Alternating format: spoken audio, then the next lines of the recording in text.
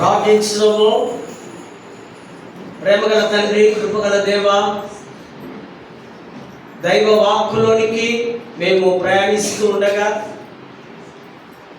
వాక్యమును మేము అర్థం చేసుకొని వాక్యానుసారముగా మేము ఈ లోకములో బ్రతకడానికి సహాయం చేయగలనంటూ ప్రార్థిస్తూ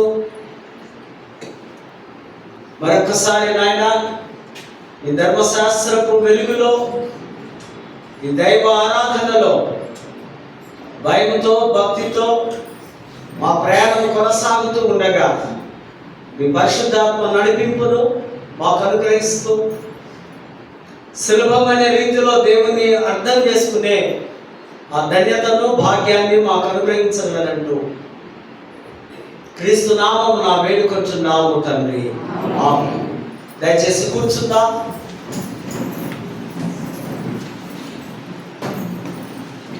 దేవుని పరిశుద్ధ నామానికి మహిమ కలుగును గాక. ఈ మహా ఉన్నతమైన భాగ్యం దేవుని వాక్యం అందించడం, దేవుని వాక్యం వినడం నాకు అనుగ్రహించినటువంటి అధ్యక్ష మండలపు పీఠాధిపతి గారైనటువంటి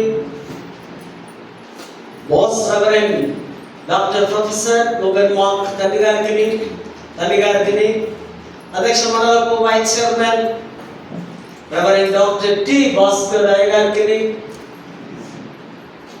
అధ్యక్ష మండలపు డిసిసి చైర్మన్స్, ఆఫీసర్స్, క్లర్జీ నాయకులు, అధ్యక్ష మండలంలో ఉన్న ప్రతి సంఘానికి కూడా సిఎస్ఐ వెస్లీ చర్చ్ జగదీర్గుట్ట పక్షముగా వారికి మా నిండు శుభములు, దైవాశీస్సులు తెలియపరుస్తున్నాను. ఆరాధనకు విచ్చేసినటువంటి దైవిక సమూహం అంతటికి, కుటుంబానికి, మరి నాయకులకును పెద్దలకును పేరు పేరున మీకు ఉదయకాల శుభములు, దైవాశీస్సులు మీకు నేను ప్రకటిస్తున్నాను.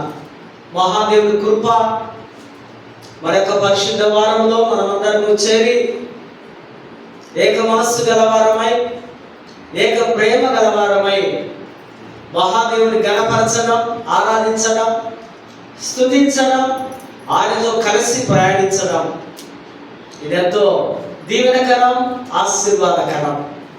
కనుకనే దేవుడు మనం బ్రతికించి సజీవులుగా ఉంచి మరి ఈ ఆదివారం కూడా ప్రభుతో అడుగులో అడుగు వేసుకొని ప్రయాణించడానికి ఈ లెంట్ సీజన్లో, ఈ 40 days జర్నీలో, ఈ సుదీర్ఘమైన ప్రయాణంలో దేవుడు మనతో ఉన్నాడు, మనలో ఉన్నాడు.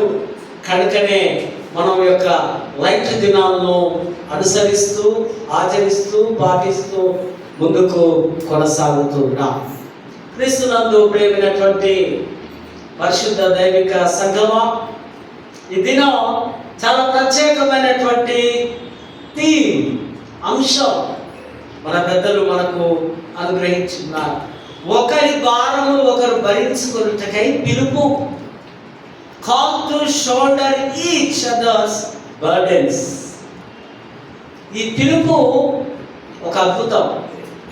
దేవుడు మనం పిలుచుకొని తన బిడ్డలుగా హక్కును చేర్చుకొని తనను మాత్రమే ఆరాధించాలని, తనతోనే మనం గడపాలని దేవుడి యొక్క ప్రత్యేకమైన పిలుపు, ఈ విజన్ మనం కలిగి ఉన్నాం. కనుకనే దైవ ఆరాధనలో చేరి వాక్యాన్ని భయముతో, భక్తితో, శ్రద్ధతో వింటూ ఉన్నాం. ప్రాముఖ్యమైనది ఇక్కడ భారము. మత్తయి సువార్తలో ప్రభు చెప్తున్నాడు 11వ అధ్యాయం 22వ వచనంలో, ప్రయాసపడి భారం వస్తున్న సమస్త జనులారా రండి. భారము, బర్డెన్, హీబ్రూలో బరోస్, భారము మోయడం, ఒకరి భారాన్ని ఒకరు మోయడం.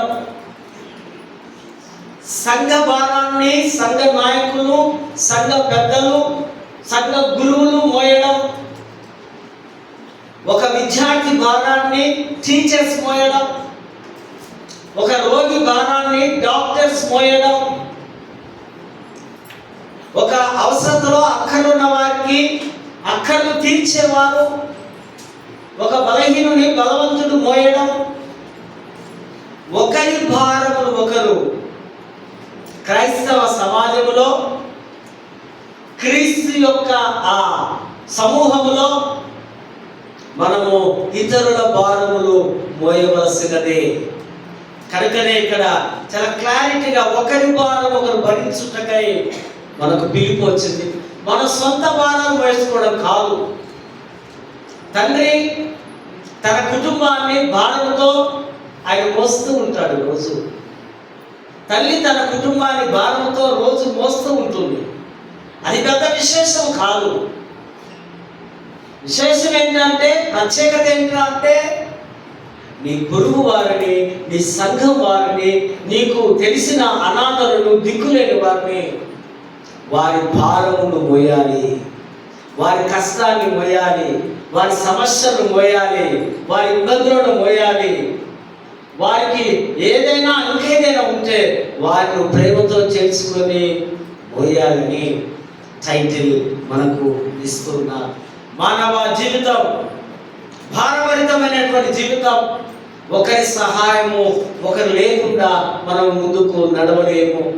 వారితో నాకేం పని, నాకేం అవసరం లేదు, నాకు కావలసినంత సమృద్ధివంతంగా దేవుడు నాకు ఇచ్చినాడు, నేను ఒకరి మీద డిపెండ్ కాదు అని కొన్నిసార్లు అనుకోవచ్చు.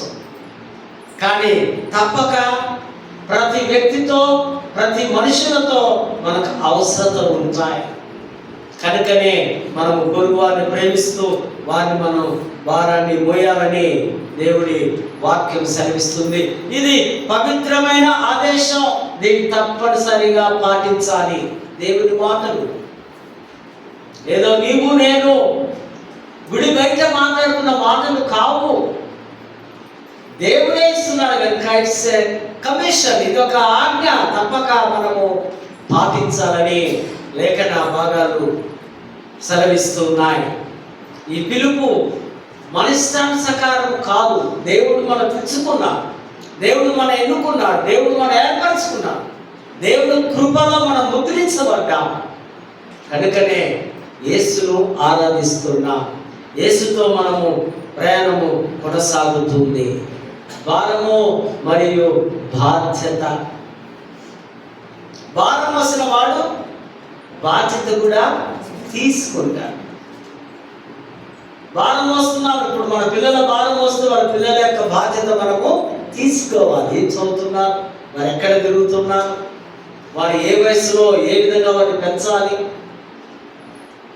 ఏ సమయంలో వారితో మాట్లాడుతూ వారిని కంటికి రెప్పగా మనం కాచుకొని కాపాడాలని యొక్క రెస్పాన్సిబిలిటీ, బాధ్యత, భారము, ఈ రెండు తప్పక మన కుటుంబాల్లో మనకు ఉండవలసిన అవసరం ఉంది.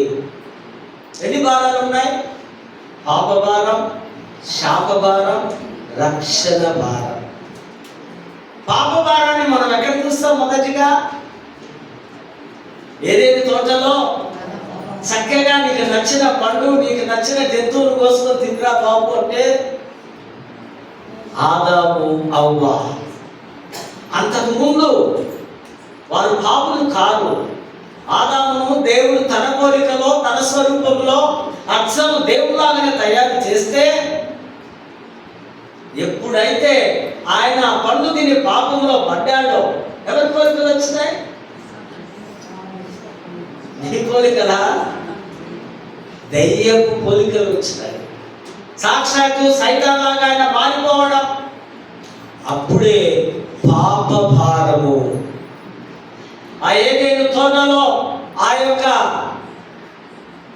దేవుడికి విరోధంగా చేస్తున్నాడు దేవుడు.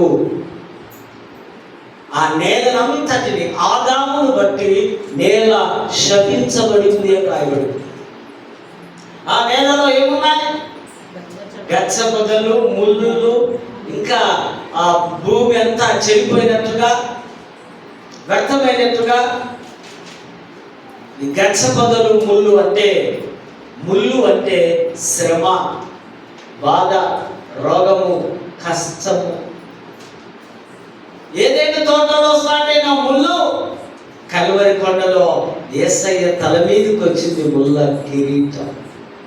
ఒకసారి పౌలు కూడా అంటాడు కదా, నేను ఈ ముళ్ళును భరించలేకపోతున్నాను, ఈ ముళ్ళును తీసివేయి ప్రభువా. కానీ దేవుడు కొన్నిసార్లు ప్రార్థనలు వినడు. ఈ ముళ్ళు పెట్టడం నాకు ఇష్టం, ఈ రోగం పెట్టడం నాకు ఇష్టం, ఈ రోగముతో నేను నన్ను స్తుతించాలి ఆగిస్తాం. కొన్నిసార్లు దేవుడు ఎక్కడ, మా పరిస్థితి ఇలా ఉన్నాయి, మా కుటుంబం ఇలా ఉంది, మా పిల్లలు ఇలా, మేము ఇట్లా పాడైపోయాం అని మనం దుఃఖిస్తూ ఉండవచ్చు.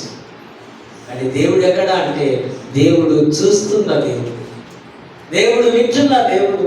నీ మనను ఒకానొక దినం ఆయన విని నిన్ను విడిపించే దేవుడని మీకు నేను సమయంలో జ్ఞాపకం చేస్తున్నాను. ముళ్ళ కిరీటము ఆ సిలువలో ఆయన పెట్టుకొని అక్కడ స్టార్ట్ అయినటువంటి ఆ ముళ్ళులు కల్వరి దాకా ప్రయాణించారు. అందుకే మనకందరికీ ముళ్ళులు ఉన్నాయి కదా.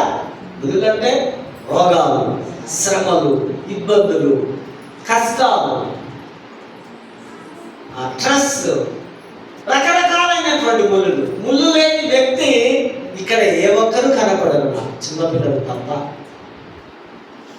ఈ ముళ్ళు అక్కడి నుంచి వచ్చింది. ప్రభు ఆ ముళ్ళును తీసివేయడానికి నీతో నాతో ప్రభు ఉన్నాడనే సత్యాన్ని మనము జ్ఞాపకం చేసుకోవాలి.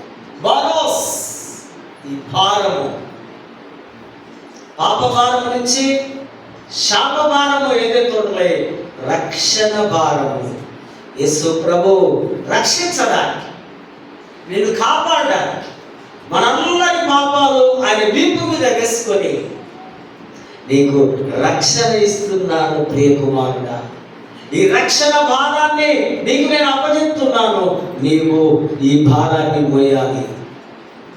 యేసు అనే రక్షకుని లేదా ఈ యొక్క పరిశుద్ధత అనే భారం లేదా ఆత్మీయ భారం యేసు ప్రభు ద్వారా మనం పొంది నేడు మనమందరము దేవుని బిడ్డలమయ్యాం. ఇప్పుడు మనకు లేదు ఆదాము యొక్క ఆ పాప భారం, ఆ శాప భారం, ఆ ముళ్ళు లేవు. అవన్నీ విరగొట్టబడ్డాయి. యేసు రక్తంలో ఎవరైతే కడగబడతారో, ఎవరైతే ఆయన కొరకే నేను కమిట్ అయి బ్రతుకుతానండి, ఈ క్షణం నుంచి నాకు యేసు కావాలంటారో వారు పరిశుద్ధ భారాన్ని మోసుకున్నవారు, వారు పరిశుద్ధ దేవునితో మిళితమైపోయిన వారని ఈ యొక్క రక్షణ భారం ఇక్కడ మనం చూస్తూ ఉంటున్నాం. కొందరికి వ్యక్తిగతమైనటువంటి భారాలు ఉంటాయి, దాన్ని ఫోర్సియో అంటారు. పర్సనల్గా సొంతంగా తన భారము తను మోసుకునేవాడు. దేవుడు లేకుండా ఆ భారాన్ని మోసుకునేవాడు. ఈ లోకంలో తన కొత్త కాలంలో ప్రయాణించడానికి ఈ భారాన్ని ఎత్తుకొని వెళ్ళేవాడు. దీన్ని పర్సనల్ అని అంటూ ఉన్నాం. యేసు ఈ భారములన్నిటినీ తొలగించడానికి ఆయన నీ కొరకు నా కొరకు పరలోకం నుంచి దిగి వచ్చి ఉన్నాడు. చదవబడినటువంటి లేఖన భాగాల్లో కూడా మనం గమనిస్తే అక్కడ చక్కగా ఈ ప్యాసేజీ ప్రసంగాలు ఎన్నోసార్లు మనం విని ఉంటాం. అయినప్పటికీ వన్స్ అగైన్ మళ్ళీ విందాం. కార్య రూపంలో దయ, కైండ్నెస్ ఇన్ యాక్షన్. యాక్షన్లో, క్రియల్లో నువ్వు కనపరచాలి. ఎవరికి యాక్షన్లో కనపరచాలి? దీని బ్యాక్గ్రౌండ్ ఒక 2 నిమిషాలు మనం గమనిస్తే, ఇశ్రాయేలు ప్రజలకు మొట్టమొదటి రాజు సౌలు. సౌలును సమూయేలు అభిషేకించి రాజ్యాన్ని ఆయన చేతిలో పెట్టిన తర్వాత కొన్ని సంవత్సరాలకు తన యొక్క అవిధేయత, తన యొక్క అక్రమము, తన యొక్క డాంబికత్వము, రకరకాల కారణాలతో ఆయన యొక్క రాజ్యాన్ని దేవుడు తీసివేస్తూ తొలగిస్తూ, అదే సమయంలో దావీదును అభిషేకించినట్టుగా రాజును చేస్తున్నాడు. అంతకుముందు శత్రువులతో యుద్ధము చేస్తూ సౌలు తన కుమారుడు యోనాతాను వారు ఆ యుద్ధంలో వారు చనిపోతారు. శత్రువుల చేతిలో చిక్కినప్పుడు సౌలు రాజు చాలా పౌరుష గలవాడు, అన్యుల చేతిలో నేను చనిపోనని తనకు తానుగా ఆ ఈట ఆ కత్తి తీసుకొని చనిపోవాలి. తర్వాత తన కుమారుడు చనిపోయిన తర్వాత అప్పుడు ఈ దావీదు రాజు అతడు ఆ రాజరికము తీసుకుంటున్నప్పుడు ఆయన తన యొక్క ప్రజల మీద చూపుతున్నటువంటి కెసెట్ దయ, రాజు ప్రజల మీద దయ, నిబంధన, ప్రేమకు ఒక అందమైనటువంటి ఒక నిరూపణ ప్రూఫ్ చేస్తూ దయను, కరుణను అక్కడ ప్రజలకు కనపరుస్తూ ఉంటున్నారు. మనం తెలుసు రూతు గ్రంథం 2వ అధ్యాయంలో రూతు పట్ల బోయాజు దయ చూపడం, రూతుకు ఒక రక్షణ కవచనాన్ని ఇవ్వడం, ఇదిగో రూతులు ఎవరు టచ్ చేయకూడదని ఆమె ఎడల దయ చూపినటువంటి బోయాజుని ఇక్కడ మనం చూస్తాం. అదేవిధంగా ఆదికాండం 50 అధ్యాయంలో ప్రతీకారానికి బదులుగా యేసేపు తన అన్నల పట్ల దయ చూపడం, తన అన్నలు చేసిన ఘోరమైనటువంటి పని కదా, అతన్ని ఒక గుట్టలో పడవేసి లేదా అమ్మి వేసి, వీడు మాకు అవసరం లేదు, వీడు చిన్నోడైనప్పటికీ కూడా కనికరము, ప్రేమ లేకుండా ఇవన్నీ యేసేపు గుర్తున్నాయి. అయినప్పటికీ వారు నా అన్నలని దయ చూపుతున్నాడు, కరుణ చూపుతున్నాడు, కెసెట్ చూపుతున్నాడు. ఈ మాటలు మనము జ్ఞాపకము చేసుకుంటున్నాం. లూకా సువార్త 10వ అధ్యాయంలో కొన ప్రాణముతో ఉన్నటువంటి ఒక బాటసారి, వాడు ఎంతో మంది ఆ లేవీయులు, ఆ యాజకులు అందరూ పోతున్నారు. మంచి మాటలు, ధర్మశాస్త్రం మాటలు చెప్పేవారు, నీతి మాటలు చెప్పేవారు త్రోవలో వెళ్తున్నారు. కానీ వీరి ప్రాణాన్ని నీ దగ్గరకు వచ్చి ఎవరు వాడిని మాట్లాడినట్టుగా లేదు. చివరిగా ఒక సమరయుడు వెళ్ళి, అందుకే అతన్ని మనము మంచి అని మనము ఒక బిరుదు ఇస్తూ మంచి సమరయుడి కథ అంటున్నాం.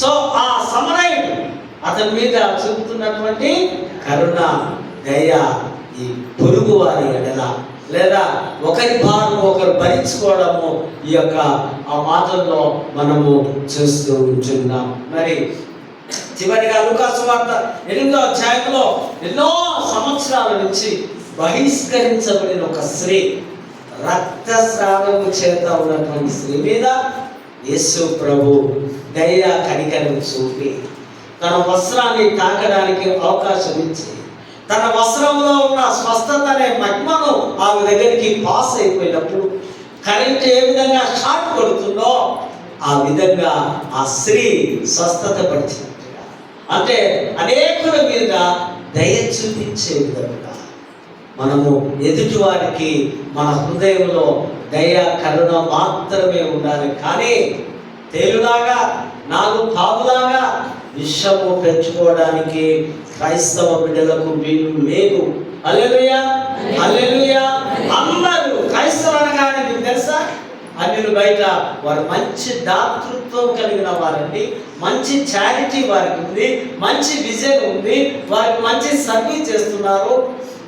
రోమన్ క్యాథలిక్స్ వారు చేస్తున్న పనులు బట్టి మన క్రిస్టియానిటీకి అందరికి కూడా, మనకు కూడా ఎన్నో ఎన్జిఓస్, ఎన్నో సొసైటీస్ ద్వారా ఇతరులను మనము ఆదరించేవారుగా ఉన్నట్టుగా చూస్తూ ఉంటున్నాం. ఈ యొక్క ఆయన ఫస్ట్ వచనంలోనే అంటున్నాడు, యోనాతాను బట్టి నేను ఉపకారం చూపుటకు సౌలు కుటుంబంలో ఎవరైనా బ్రతుకున్నాడా? యోనాతాను అంటే దావీదుకు ప్రాణ స్నేహితుడు. స్త్రీ చూపిన ప్రేమ కంటే నీవు నన్ను ఎంతగానో ప్రేమించావు యోనాతాను. యోనాతాను చనిపోయినప్పుడు దావీదు బహుగా ఏడ్చాడని వాక్యం ఉంది. They are very best friends, మంచి స్నేహితులు. అప్పుడు ఎంకరేజ్ చేస్తున్నాడు, ఈ సౌలు కుటుంబంలో ఎవరైనా ఉంటే నాకు చెప్పండి, నేను వారికి రుణస్థులుగా ఉన్నాను. యాక్చువల్గా మీకాలు పెళ్లి చేసుకుంటే సౌలు కుమార్తెలు దావీదు, సో ఒక విధంగా వారు బంధువులు కూడా అవుతూ ఉన్నారు. అప్పుడు వెంటనే ఒక శివ అనే ఒక కేర్ చెకర్ ఆయన పిలిపించినప్పుడు నేను అంటున్నాడు, లెబోదారులో మాకీరు ఇంటి వద్ద మెషిబెతోబు అనేవాడు ఉన్నాడు, వాడు బానిసగా ఉన్నాడు. బానిసడిగా ఉన్నాడు, హ్యాండిక్యాప్డ్గా ఉన్నాడు, అనగా కుంటివాడుగా ఉన్నాడు. ఈయన యోనాతాను కుమారుడు, ఫలానా ఇంటిలో ఉన్నాడు అనగానే అప్పుడు వెంటనే రాజు ఆదరించి వాడిని తీసుకొనిరా, వాడిని చూడాలి అన్నప్పుడు కుంటివాడు వస్తుంటే ఈ మాట చూస్తే చాలా బాగా అనిపిస్తుంది. 8వ వచనంలో, చచ్చిన కుక్క వంటి వాడు నేను రాజా. ఆడికెళ్ళి దూరం నుంచి కుంటివాడు వంగుతూ నడుస్తూ భయపడుతూ, ఇక నేను చచ్చిన కుక్కను, నాకేం బలము లేదు, మా తాత లేడు, మా తండ్రి లేడు, నన్నేమి చెయ్యకొని భయపడుతూ ఉన్నాడు. ఎంత తగ్గించుకుంటున్నాడో క్రైస్తవ బిడ్డలు ఈ చచ్చిన కుక్క వలె. అంటే దేవుడి సన్నిధానంలో ఎవరైతే వినయము విధేయతతో ఉంటారో, ఎవరైతే భయభక్తులతో ఉంటారో వారిని దేవుడు హెచ్చించినట్టుగా ఇన్ని యోనాతానును అక్కడ ఆయన రాసవుతున్నాడు. రా నా దగ్గరకు రా, మీ తాత ఉన్న భూమి అంతా నీకు తిరిగి ఇప్పిస్తా, నీ ఆస్తులన్నీ నీకు నేను ఇప్పిస్తా. అంత మాత్రమే కాదు, నీవు నా యొక్క బల్ల వద్ద నా చేపల దగ్గర నేను తినే భోజనము నీవు సదాకాలము తింటావు. నేను ఉన్నంత వరకు లేదా నీవు ఉన్నంత వరకు రాజ భోజనము నీకు ఇప్పటి నుంచి వారు ప్రొవైడ్ చేస్తారు. నీవు రాజుతో కలిసి ఉంచావని ఆ కుటుంబాన్ని చూపుతున్నటువంటి, పొరుగు వారిని చూపుతున్నటువంటి యొక్క ప్రేమ, వారి భారాన్నంతా రాజు మోస్తున్నాడు. వారి భారాన్ని, వారి పిల్లల భారాన్ని, వారి కుటుంబ సభ్యులను రాజు భారము మోయడాన్ని ఇక్కడ మనము చూస్తూ ఉన్నాం. అదేవిధంగా కీర్తనలో కూడా మనం గమనించినట్లయితే, బీదలను కటాక్షించువాడు ధన్యుడు, అలసిన వారిని గుర్తించుకోవడం. రిమెంబర్, గుర్తించుకోవాలి. అలసి సొలసిపోయి తిండి లేక ఇబ్బందులు పడుతూ కష్టాలు పడుతూ, ఒకప్పుడు మనందరం చాలా పేదవారం కదా. ఒక 100 years వెనకకు మనం పోతే మన తండ్రులు తాతలు మరొక పూటలో తిని, లేకపోతే ఏదో మామూలు భోజనాలు తిని వారు బ్రతికున్నారేమో, వారంతా బీదలే. కానీ ఇప్పుడు ఒక స్థాయిలోనికి ప్రభు మనం తీసుకొని వచ్చి ఉంటాడు. కనుకనే ఇక్కడ 41వ కీర్తన, బలహీనుల పట్ల శ్రద్ధ వహించే వారిని దేవుడు గౌరవిస్తున్నాడు. ఎవరైతే బలహీనంగా ఉంటారో, అట్టడుగు స్థాయిలో ఉంటారో వారిని మీరు గణపరచాలి, వారిని మీరు ఆనర్ చేయాలి, వారికి మీరు కావలసింది ప్రొవైడ్ చేయాలి. అప్పుడు దేవుడు మిమ్మల్ని గౌరవిస్తాడు. God honors those who care for the weak. ఎవరైతే బలహీనంగా ఉంటారో వారిని గౌరవించాలని ప్రభు మాటలు ఇక్కడ మనం చూస్తూ ఉంటున్నాం. రెండవదిగా, బలహీనుల పట్ల శ్రద్ధ చూపడం ద్వారా నిజమైన విశ్వాసం. బలహీనుల పట్ల ఈ బలవంతుడైన వాడు, ఒక స్థాయిలో ఉన్నవాడు శ్రద్ధ చూపడమే నిజమైన విశ్వాసం. Genuine faith is provided by care for the weak. వారిని నీవు మంచి విశ్వాసంలో శ్రద్ధ ఎవరైతే కేర్ తీసుకుంటారో వారి మంచి విశ్వాసులని దేవుడు మనతో మాట్లాడుతున్నాడు. మన బలహీనత సమయంలో దేవుడు మనల్ని పోషించడం, దేని ద్వారా పోషింపబడుటను మనము చూస్తూ ఉంటున్నాం. కనుక మన బలహీనమని కృంగిపోవడానికి లేదు. దేవుడే మనల్ని బలపరిచేవాడు, దేవుడే సమస్తం ఇచ్చేవాడనే ఆ సత్యాన్ని మనము అర్థం చేసుకోవాల్సిన అవసరం ఉంది. పత్రికల పాఠంలో ఇతరుల భారము పంచుకొనుట, సంఘంలో మత సంబంధమైన ఆందోళనలు వచ్చాయి, వ్యత్యాసాలు వచ్చాయి. అక్కడ యూదులు, యూదేతరులు అంటే అన్యులు, మరి ఒరిజినల్గా ఉన్న యూదులు, వీరందరూ ఫస్ట్ సెర్చ్లో కన్వర్ట్ అవుతున్నారు, క్రీస్తులోనికి వస్తున్నారు. మనమందరం అయ్యాం కదా, మనమందరము కన్వర్ట్ అయిపోయాం. ఏది ఆ యొక్క క్యాస్ట్లో నుంచో, లేదా మతంలో నుంచో, లేదా ఆచారాల్లో నుంచో, ఆ పద్ధతుల్లో నుంచో, లేదా వివిధ రకమైన ఐడియల్ వర్షిప్లో నుంచో మనమంతా కన్వర్ట్ అయిపోయి ఓన్లీ సిలువ వైపే చూస్తున్నాం. హల్లెలూయా, హల్లెలూయా. అక్కడ ప్రాబ్లం వచ్చింది. అక్కడ పౌలు వారికి పత్రిక రాస్తూ ఉన్నాడు, వారితో మాట్లాడుతున్నారు. క్రైస్తవ మతంలోనికి అప్పుడే కన్వర్ట్ అయిన వారికి యూదులు, ఈ అన్యులు యూదుల ఆచారాలకు కట్టుబడి ఉండాలి. యూదా క్రైస్తవులు నొక్కి చెప్పడం ద్వారా అక్కడ ఒక ప్రాబ్లం వచ్చింది. యూదులు ప్రాముఖ్యంగా వారు సున్నతి, ధర్మశాస్త్రం, ఈ రెండు వారికి ఇంపార్టెన్స్. ఈ రెండు లేకపోతే యూదులు కాదు. ధర్మశాస్త్రం పాటించాలి, మరొకటి సున్నతి ఎప్పటి నుంచి, ఏ కాలం నుంచి వచ్చింది మనకు? అబ్రహాము కాలంలో నుంచి. ఇది మరవడానికి వీలు లేదు అని యూదులు నొక్కి చెప్తున్నారు సంఘంలో. మీరేమో క్రైస్తవులయ్యారు బాబు, సున్నతి లేదు, అది కొట్టివేయబడింది, ధర్మశాస్త్రం చట్టం లేదు, ప్రభు శాస్త్రమే ఉంది, ప్రభు రక్తమే ఉంది, ఆయన ద్వారా శుద్ధి చేయబడ్డారు మీరంటుంటే అక్కడ క్లాషెస్ వారికి వస్తున్నాయి. తర్వాత వారు మాట్లాడుతున్నారు విశ్వాసము ద్వారా సంఘర్ష సమస్తత, జస్టిఫికేషన్ బై ఫెయిత్, విశ్వాసము ద్వారానే తీర్పు, న్యాయము, ధర్మశాస్త్రం నుండి స్వేచ్ఛ, freedom from the law, and క్రీస్తులో ఐక్యత, యూనిటీ ఇన్ క్రైస్ట్. ఈ యొక్క ఐక్యత అంతా యేసులో ఉంది. ధర్మశాస్త్రం నుండి స్వేచ్ఛ వచ్చింది కనుక మీరంతా క్రీస్తు అనుచరులు, క్రీస్తు బోధనలోనే మనము జీవించాలని అక్కడ పత్రికలో మనం చూస్తున్నాం. 2వ వచనంలో ఒకరి భారం ఒకరు భరించి క్రీస్తు నియమమును నెరవేర్చుట. ఇది యేసుక్రీస్తు వారి యొక్క సారాంశము, ఆయన యొక్క విలువైనటువంటి మాటలు. దీన్ని గ్రీకు భాషలో అన్నారు బారే. బారే అంటే ఆయన యొక్క సారాంశము, ఆయన యొక్క మాటల చొప్పున నడవడం. ద లా ఆఫ్ క్రైస్ట్, క్రీస్తు యొక్క చట్టం ఇది. ఒకరి యొక్క బాధలు భరించుకోవడము. 2వ వచనంలో మనం చూస్తున్నాం. సంఘము ఒక గుంపు కాదు, ఒక సహవాసంతో కూడిన ఒక సమాజం. ఇదేదో ఒక గుంపుగా నీ గుంపు నా గుంపు కాదు, ఇది క్రైస్తవ సమాజం అని పౌలు నొక్కి చెప్తున్నాడు. That the church is not crowd but A community. ఇది ఒక గుంపుగా కాకుండా ఒక సమాజముగా ఉందని పౌలు రాస్తున్న మాటలు ఇక్కడ మనం చూస్తూ ఉంటున్నాం. భావోద్వేగ మరియు ఆధ్యాత్మిక భారం, ఎమోషనల్ అండ్ స్పిరిచువల్ బర్డెన్స్. భావోద్వేగమైనటువంటి ఆధ్యాత్మికపరమైనటువంటి భారాలు మోయాలి. ఆధ్యాత్మిక భారం అంటే దేవుని మాటల్లో, దేవుని వాక్యంలో, విశ్వాసంలో, క్రీస్తుతో ఎప్పుడు ఆరాధనలో, దైవంలో, దైవికమైనటువంటి క్రమశిక్షణ మాటల్లో సంఘము ముందుకు సాగాలని పౌలు రాస్తూ ఉంటున్నారు.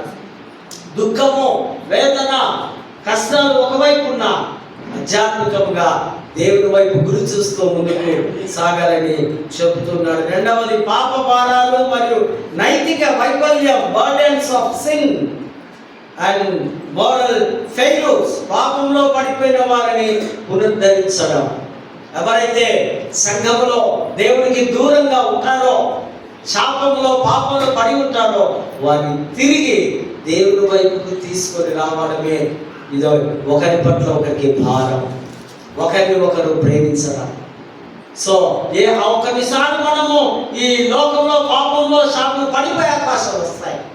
అప్పుడు ఈ సంఘములో ఉన్న పెద్దలు వీరంతా కూడా అతన్ని లేవనెత్తాలని దేవుని మాటగా ఇక్కడ మనం చూస్తున్నాం. భౌతిక అవసరతలు తీర్చుట, ప్రొవైడింగ్ ఫిజికల్ నీడ్స్.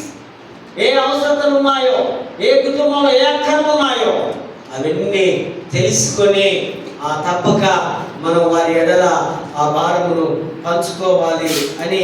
ఆర్థిక ఇబ్బందులు కావచ్చు, శారీరక అవసరతలు కావచ్చు, మరి కుటుంబపరమైనటువంటి అవసరతలు కావచ్చు, ఆరోగ్యపరమైన అవసరతలు కావచ్చు. ఇవన్నీ కూడా ఈ సంఘము ఒకరి పట్ల ఒకరికి ఆ భారమును మోయాలని దేవుడి వాక్యము సెలవిస్తుంది. ఇది చాలా ఈ మాట బైబిల్ తీసి నేను చదువుతాను. 6వ అధ్యాయంలో 6-7 వచ్చిన వాక్యోపదేశం పొందువాడు ఉపదేశించు వానికి మంచి పదార్థములతో రాగములు ఇవ్వబడెను. వసపోకుడి దేవుడు వెక్కిరింపబడడు. మనుషుడు ఏం విత్తునో ఆ పంటని కోయును. ఏదైనా తన శరీరేచ్ఛను బట్టి విత్తువాడు తన శరీరము నుండి క్షేమను పంటను కోయును. ఆత్మను బట్టి విత్తువాడు ఆత్మ నుండి నిత్య జీవం అనే పంటను కోయును. ఉపదేశించేవాడు ఏం మాట్లాడుతున్నాడు?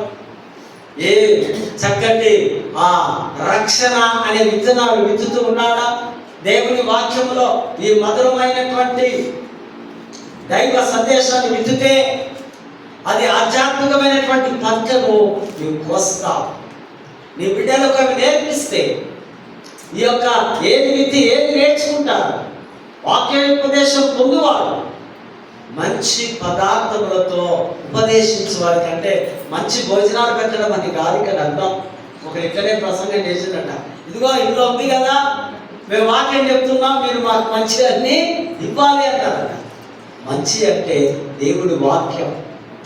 దేవుడి వాక్యం మీరు పొందుకోవాలి. ఈ శరీరేచ్ఛను బట్టి విత్తనం కాదు. ఈ శరీరేచ్ఛ లోకానుసారమైన మాటలు కావు. ఆత్మ సంబంధమైన మాటలు విత్తుతే, దేవుడి మాటలు విత్తుతే నీవు ఆత్మానుసారమైన పంట, మంచి క్రాఫ్ట్ నీకు వస్తావని దేవుడి వాక్యము ఇక్కడ సూటిగా మనతో మాట్లాడుతుంది. మార్కు సువార్తలో కూడా మనం గమనించినట్లయితే భారమైనను విశ్వాసముతో సాగుట, వాకింగ్ విత్ ఫెయిత్ డిస్ప్రైడ్ హార్డ్షిప్. ఇక్కడ మనం గమనిస్తే యేసు ప్రభు ఆయన విజన్, ఆయన యొక్క మినిస్ట్రీలో హౌస్ విజిటింగ్ ఇంపార్టెన్స్. కపెర్నహూముకు వెళ్ళాడు ఆయన. కపెర్నహూముకు వెళ్ళి ఒక ఆ ఇంటిలోనికి వెళ్ళి దేవుడు వాక్యం చెప్తున్నాడు. హోట్లోస్ అంటే జన సమూహం విస్తారంగా రావడం. ఆ ఇంట వాకిటైనను ఏంటి దాని ఏమంటున్నాం, జాగా స్థలము లేదు. కిక్కిరి ఇసుక వస్తే రాదు. ప్రభు మాటలు అట్లున్నాయి, ప్రభు దీవెనలు అట్లున్నాయి, ప్రభు ఆశీర్వాదాలు అట్లున్నాయి. ఆయన చూస్తే చాలు, ఆయన నోటి నుంచి మాట వస్తే చాలు, ఈ ప్రజలు ఎంతగానో దీవించబడే ఆ దినాల్లో విస్తారంగా వస్తున్నారు. హోటల్లో జనసమూహం వస్తున్నారు. ఒక బెస్ట్ 4 ఫ్రెండ్స్కి ఈ మాట తెలిసింది. అరే మన దోస్తున్నాడు కదా, వీడు ఉలుకు మలుకు లేకుండా మంచంలో పడి ఉన్నాడు, ఈ ఫెరాన్సిస్ వచ్చి చాలా ఇబ్బందిగా కష్టంగా ఉన్నాడు. ఆయన 4 ఫ్రెండ్స్లో ఉన్నటువంటి బలమైన విశ్వాసం, యేసునందు విశ్వాసం. వారి గురి, వారి చూపు యేసు మీదనే ఉంది. సో మొత్తానికి ఆ ఇంటికి తీసుకొని రావడం, జాగా లేదు, ఆలోచిస్తున్నారు. ఒకరి పట్ల ఒకరి భారం ఏ విధంగా మోయాలి. నేను అనుకుంటా ఆ హౌస్ ఓనర్ కూడా ఈ భారం మోస్తున్నాడు. ఆ ఇంటిని పాలస్తీనా ప్రాంతంలో మీరు పోయినప్పుడు బంగ్లాలు ఉన్నాయేమో కానీ అప్పట్లో ఆ బండలు పెంకుటిల్లు, మన పెంకుటిల్లు ఉన్నాయి కానీ ఆ విధంగా ఉండేవి ఆ దినాలు. అప్పుడు ఆ పైకప్పు తీసి వాని ఆ మంచంతోనే యేసు ప్రభు పాదం దగ్గరికి దించారు. ఆ పైకప్పు తీస్తున్నప్పుడు ఇంటి ఓనర్ ఏమనడం లేదు. అంటే అతను కూడా ఈ యొక్క ఆ భారాన్ని మోస్తూ ఉన్నాడు. పొరుగు వారి భారం, వాడితో ఏం యూజ్ లేదు. ఈ ఇంటి ఓనర్ వాడితో ఈ దోస్తులు కూడా యూజ్ లేదు. వాడు యూజ్ లేకుండా ఉన్నాడు. ఆయనకు యేసు ప్రభు అంటే తెలియదు, విశ్వాసం తెలియదు. ఒకే ఒకటి తెలిసి ఫ్రెండ్స్కు మంచి బెస్ట్ ఫ్రెండ్స్ ఇట్లా ఉండాలి. మనకు లోకంలో మనం అనుకుంటా కొన్నిసారి ఎవరు కనపడ్డా వాడు నా ఫ్రెండ్ అంటూ ఉంటారు కదా. యూత్ అయితే పెద్దలు కూడా అంటుంటారు, ఫ్రెండ్స్ ఎవరంటే వాడి ఫ్రెండ్ కాదు. నీ ఫ్రెండ్ అంటే నీ కొరకు ఏమైనా చేయగలిగిన వాడు. ఆర్థిక పరంగా డబ్బు ఇచ్చినవాడే ఫ్రెండ్ కాదు. నీ సమస్యల్లో, నీ బాధల్లో, నీతో నీ ప్రక్కన కూర్చొని నీ భుజం మీద చేయి వేస్తూ ప్రేమతో మాట్లాడేవాడే, కల్మషం లేనివాడే స్నేహితుడు. జాగ్రత్త, స్నేహాలు చేయకండి. ఈ దినాలు అయితే మరీ డేంజర్గా ఉంటాయి స్నేహాలు. ఈ స్నేహితులు బెస్ట్ ఫ్రెండ్స్ వారు తీసుకొచ్చి సరాసరి ప్రభు పాదముల దగ్గరికి ఇవ్వాలి.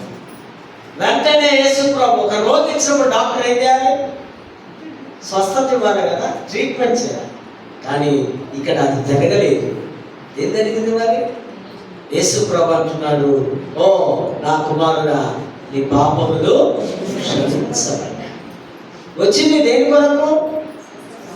వీడు లేచి నిలబడతాడు అనుకుంటే పాపములు క్షమించబడ్డాయి. రోగానికి పాపానికి లింక్ ఉంది. హృదయంలో పాపం ఉంటే యేసు ప్రభు హృదయానికి స్వస్థత ఇస్తున్నాడు కానీ శరీరానికి కాదు. యాక్చువల్గా వాడి దిగ్గున లేచి వాడి బల్బుని ఎత్తుకొని వాడు రన్నింగ్ చేయడము, నడవడము ప్రారంభించినట్టుగా మనం చూస్తాం. ప్రేమైనటువంటి వారు అక్కడితో ఆగిపోలేదు ఆ యొక్క ఈవెంట్. అక్కడ కొందరున్న యేసు ప్రభు ఫ్రెండ్స్ కదా, ఎవరి వాళ్ళు? శాస్త్రులు, పరిసయ్యులు, సద్దుకాయులు, వాడొకడు ఈడొకడు. ఏమొస్తుంది వాళ్ళకు? కోపం వస్తుంది. ఎందుకు కోపం? మంచి కాలం జరిగింది కదా, వాడు లేచి నడిచిపోతున్నాడు, ప్రభు మంచి పని చేసిన అనుకోవచ్చు కదా. వారికి ఉన్న కోపం ఏంటంటే యెహోవా దేవుడే స్వస్థత పరచాలి, గాయము రేపువాడానే మానువాడని. ఈడెవడు? ఈయన మా మధ్యలో తిరిగేవాడు, ఈయనకు అధికారం లేదు, ఈయన చెయ్యకూడదు. కానీ చేస్తున్నారని అప్పటి నుంచే కుట్ర స్టార్ట్ అయింది. అప్పటి నుంచే యేసు మీద ఒక కన్ను వేస్తున్నారు. ఎప్పుడొకసారి ఇది కథం పట్టించాలి అన్నట్టుగానే రాబోయే దినాల్లో అది జరిగింది. వారి కళ్ళు మూసుకపోయి ఉన్నాయి, వారి కళ్ళు గుడ్డితనంతో ఉన్నారు. వారిని యేసులో ఆ మెస్సయ్యాని దైవం అని గుర్తించలేకపోయారు. గుర్తించింది ఆ నలుగురు స్నేహితులు. హల్లెలూయా! ఆ నలుగురు స్నేహితులు గుర్తించి ప్రభు దగ్గరికి వస్తే ఉలుకు పలుకు లేనోడు చక్కగా లేచి నిలబడి ఆయన స్తుతిస్తూ వెళ్ళినట్టుగా మనము లేఖన భాగాల్లో మనం చూస్తుంటున్నాం. యేసు మన పాపను క్షమించి పాప భారమును తొలగించేవాడు. ఎక్సోసియో అంటారు గ్రీకులో, అంటే అధికారం ఆయనకు ఉంది. ఎవరికి పడితే వాళ్ళకి డాక్టర్స్ వారు ఏదో పుస్తకాలు చూసి చదివి ట్రీట్మెంట్ ఇస్తాడు, అంత మటుకే తర్వాత ఇది వస్తాడు. ఆ రోజు యేసు ప్రభు ఎక్సోసియో అధికారముతో, ఆయన బలముతో, ధైర్యముతో లేచి నడు, లాజరు నా బయటికి రా. అధికారం, కమాండింగ్ పవర్తో, దేవుడి శక్తితో బయటికి వచ్చే విధానాన్ని అక్కడ మనము చూస్తూ ఉంటున్నాం. Let me close. ముగింపులోనికి వస్తూ ఉన్నాం. ఇతరుల భారం పోయటం అనగా ఇది న్యాయము, కరుణ, కెస్సెట్ మరియు సమాజాన్ని ఏకము చేసే ఒక ఆధ్యాత్మిక క్రమశిక్షణ బంధం, సమాజాన్ని ఒక క్రమంలో పెంచే బంధం. ఈ యొక్క ఒకరి ఎడల ఒకరు భారము కలిగి ఉండే ఈ ఈవెంట్ అని ఇక్కడ మనం జ్ఞాపకం చేసుకోవాలి. ఒకరి భారం ఒకరు పోయడం అంటే క్రీస్తు ప్రేమను క్రియల్లో చూపడం. తద్వారా మనం నిజమైన కృపా సమాజంగా మనము మార్చబడతాం. క్రీస్తు ప్రేమ మన క్రియల్లో కనపరచాలి. మదర్ తెరిసా గారిలాగా మన పనుల ద్వారా, మన మాటల ద్వారా, మన చేతల ద్వారా, మన ప్రవర్తన ద్వారా, మన డబ్బు ద్వారా ఇతరులకు మనము సహాయం చేసి వారి భారాన్ని మన భారంగా భావించుకొని మోయాలని దేవుడి వాక్యము సెలవిస్తుంది. ఈ లెంచ్లో ప్రేమించినటువంటి వాళ్ళ సిలువను చూస్తూ, సిలువలో ప్రతి దినం ఆయనతో మనం ప్రయాణం వేస్తూ, అడుగులో అడుగు వేసుకుంటూ, ప్రభువా నా కొరకు నీ సిలువ పెట్టావు, నీ కొరకు నేను ఈ సంవత్సరం తప్పనిసరిగా పశ్చాత్తాపడి మార్పు చెంది నీలాగే బ్రతకడానికి నేను డిసైడ్ అయిపోయాను.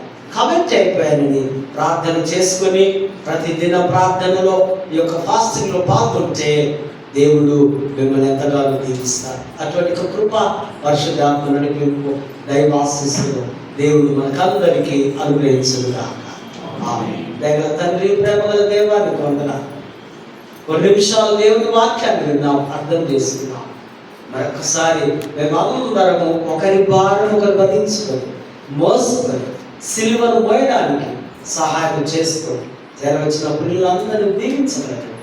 క్రీస్తు నామమున వేడుకొంచున్నాము తండ్రి. ఆమేన్.